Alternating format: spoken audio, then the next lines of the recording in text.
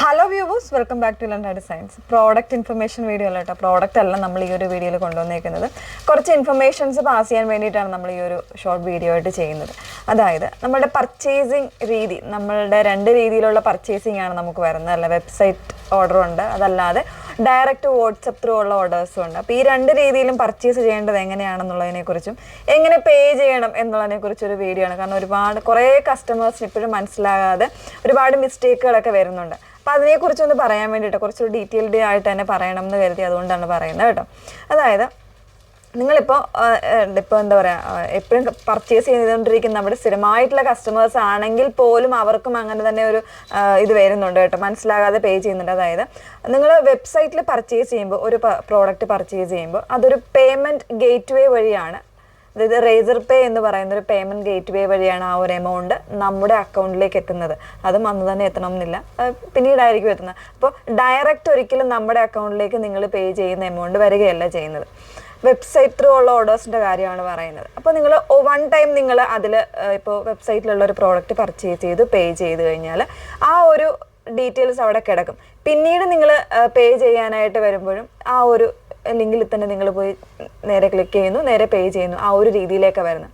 അപ്പോൾ അങ്ങനെ ചെയ്യാതെ, ഇപ്പോൾ വെബ്സൈറ്റിലാണെങ്കിൽ നിങ്ങൾ അങ്ങനെ ചെയ്യാതെ, അതായത് ഫ്രഷ് ആയിട്ട് തന്നെ ആ ഒരു പേയ്മെൻറ്റ് ഗേറ്റ് വേ എടുത്ത് ആ ഒരു രീതിയിൽ തന്നെ ചെയ്യാനായിട്ട് എപ്പോഴും ശ്രമിക്കണം.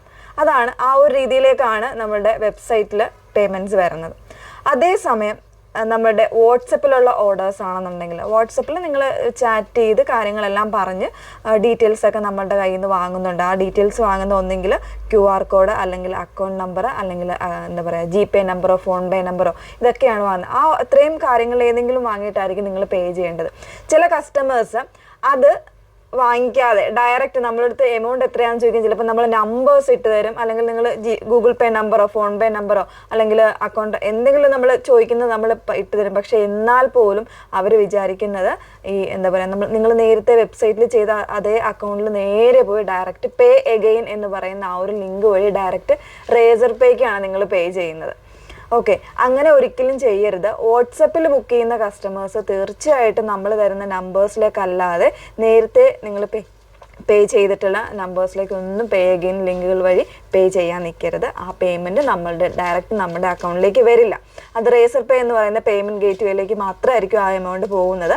അത് പിന്നീട് എനിക്ക് തോന്നുന്നു ഒരു 7 to 10 വർക്കിംഗ് ഡേയ്സിനുള്ളിൽ നിങ്ങൾക്കത് റിട്ടേൺ നിങ്ങളുടെ അക്കൗണ്ടിലേക്ക് ആ പേയ്മെൻറ്റ് വരികയുള്ളൂ. അപ്പോൾ നിങ്ങൾ ഇപ്പോൾ എന്താ പറയുക, അങ്ങനെ പേ ചെയ്തിട്ട് പറയൂ ഞാൻ പേ ചെയ്തു അപ്പോൾ എൻ്റെ കാശ് പോയോ, അങ്ങനെയുള്ള ഒരു 3-4-5 കേസസാണ് കഴിഞ്ഞ ദിവസങ്ങളിലായിട്ട് ഇവിടെ വന്നുകൊണ്ടിരിക്കുന്നത്. അപ്പോൾ അതൊന്ന് പ്രത്യേകം ശ്രദ്ധിക്കുക. അതുകൊണ്ടാണ് വാട്സപ്പ് വീഡിയോ ആകുമ്പോഴത്തേക്ക് നമ്മൾ പറയുന്നുണ്ട് ഒന്നെങ്കിൽ QR കോഡ്, അല്ലെങ്കിൽ അക്കൗണ്ട് നമ്പറോ ഗൂഗിൾ പേ നമ്പറോ ഫോൺപേ നമ്പർ, ഇതിലൊക്കെ നമുക്ക് തരുന്നുണ്ട്. ആ ഒരു രീതിയിൽ മാത്രം നമ്മളോട് ചോദിച്ച് കൺഫർമേഷൻ വാങ്ങിയിട്ട് മാത്രമേ പേ ചെയ്യാവുള്ളൂ എന്നുള്ളത്.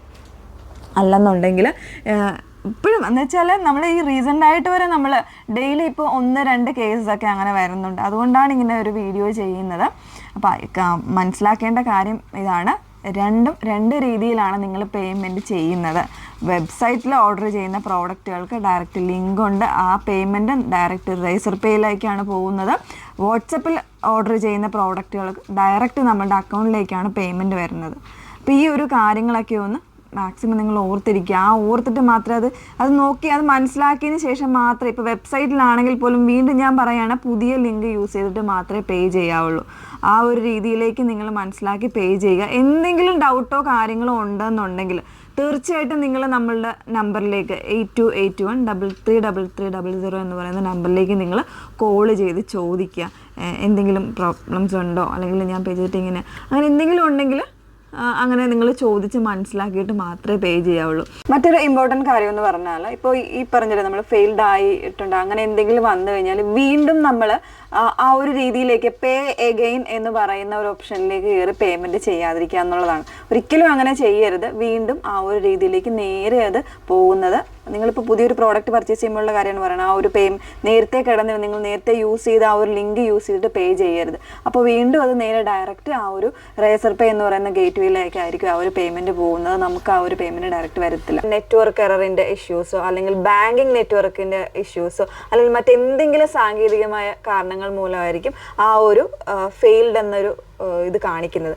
അത് തീർച്ചയായിട്ടും അത് ഒന്നെങ്കിൽ കൃത്യമായിട്ടുള്ള രീതിയിൽ നിങ്ങൾ ഒരു പേയ്മെന്റ് കൊടുത്തു കഴിഞ്ഞാൽ അത് പെട്ടെന്ന് റീഫ്രഷ് ചെയ്യാതിരിക്കുക, അതല്ലെന്നുണ്ടെങ്കിൽ ബാക്ക് അടിച്ച് പോകാതിരിക്കുകയോ ചെയ്ത് കംപ്ലീറ്റ് ആ ഒരു പേയ്മെന്റ് സക്സസ്ഫുൾ ആയി കഴിഞ്ഞതിന് ശേഷം മാത്രമേ നിങ്ങൾ ആ ഒരു രീതിയിലേക്ക് വരാവുള്ളൂ.